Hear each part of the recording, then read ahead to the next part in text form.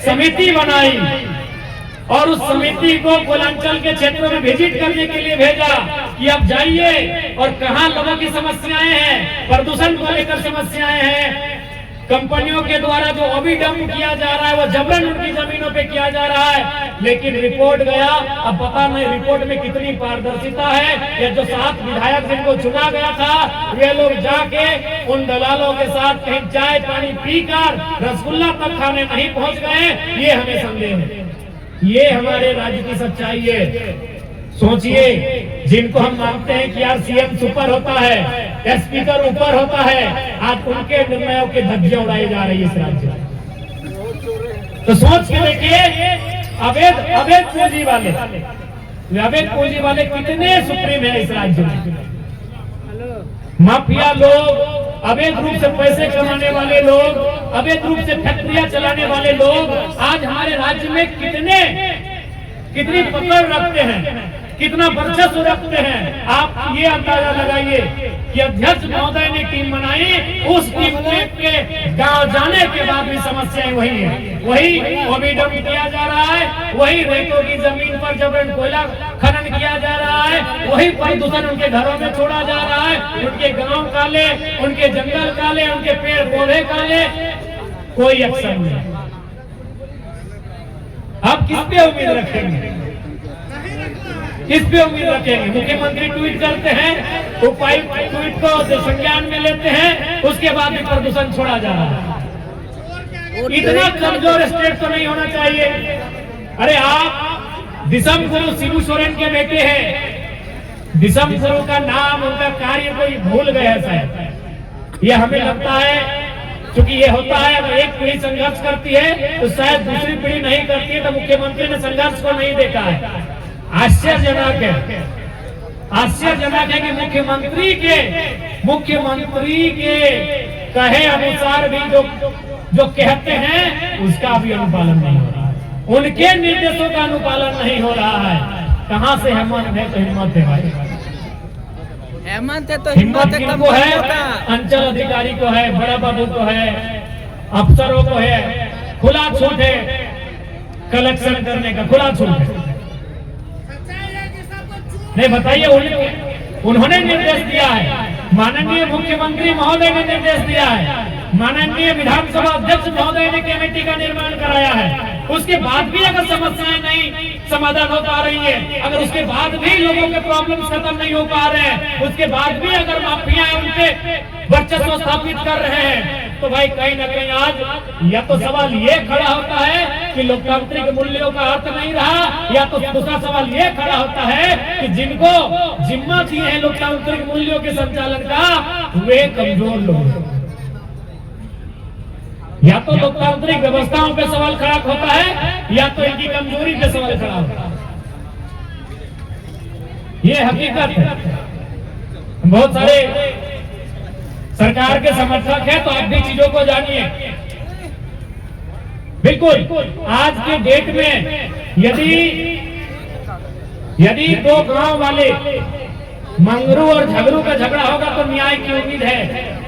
जिस दिन किसी वीआईपी पर्सन से आपका सामना होगा, न्याय की उम्मीद नहीं है। भैया सही है बात। अभी हमने डीसी को दिया है, एसपी को दिया है, कोई नहीं सुन रहा है।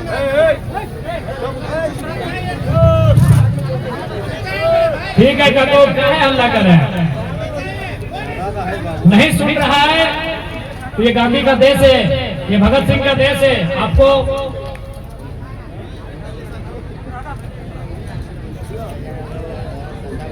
इसलिए अब जनता को अपनी लड़ाई स्वयं लड़नी होगी।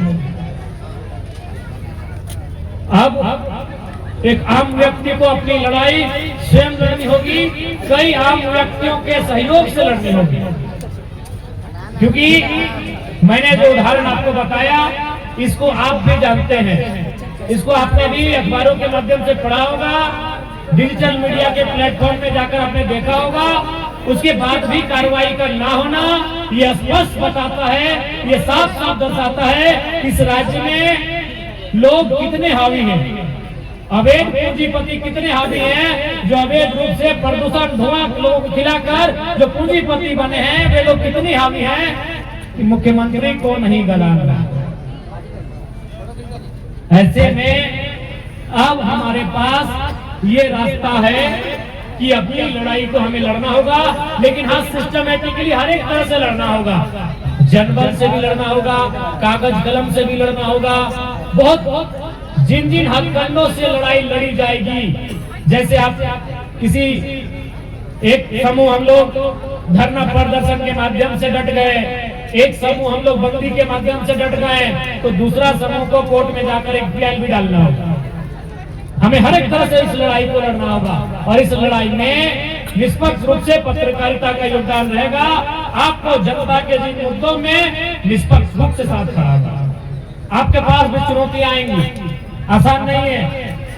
बीते कुछ दिनों में जो मीडिया बंदों के साथ घटना घटी गोड्डा में, इधर आपका गढ़वा पलामू में, तो आप कहीं ना कहीं आपके भी मन में एक शंका हो जाती है, आप भी कहीं ना कहीं मन में भयभीत होते हैं जिस प्रकार से प्रशासन का रवैया रहता है।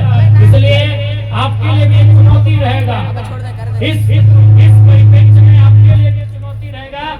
लेकिन मैं मानता हूं आप लोग चुनौतियों से लड़ने के लिए हमेशा तैयार रहते हैं। इस बार चाहे वो मुद्दा रामगढ़ का हो या झारखंड के किसी कोने का, मीडिया का वही योगदान होगा जो योगदान उन्होंने कभी अंग्रेजों के कालखंड में इस देश के लोग एक आम व्यक्ति की आवाज को, इस देश के एक आम व्यक्ति की पहचान को मदद करने के लिए किया था। आज वही योगदान आपका इस राज्य में रहेगा, आज वही योगदान पीड़ित शोषित जनता के लिए आपका रहेगा। इसलिए आपको भी अपने योगदान का निर्वहन करना होगा।